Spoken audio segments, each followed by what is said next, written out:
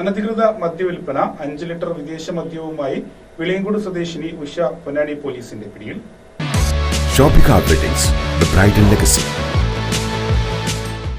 പൊന്നാനി വിളിയങ്കോട് വീട്ടിൽ അനധികൃതമായി വിദേശ മദ്യം ശേഖരിച്ച് വിൽപ്പന നടത്തി വരികയായിരുന്ന തട്ടങ്കര സോമന്റെ ഭാര്യ ഉഷ എന്ന സ്ത്രീയെയാണ് പൊന്നാനി പോലീസ് 5 ലിറ്റർ മദ്യവുമായി പിടികൂടിയത്. മദ്യവിൽപ്പന പരാതിയെ തുടർന്ന് പോലീസ് ഇവരെ രഹസ്യമായി നിരീക്ഷിച്ചു വരികയായിരുന്നു.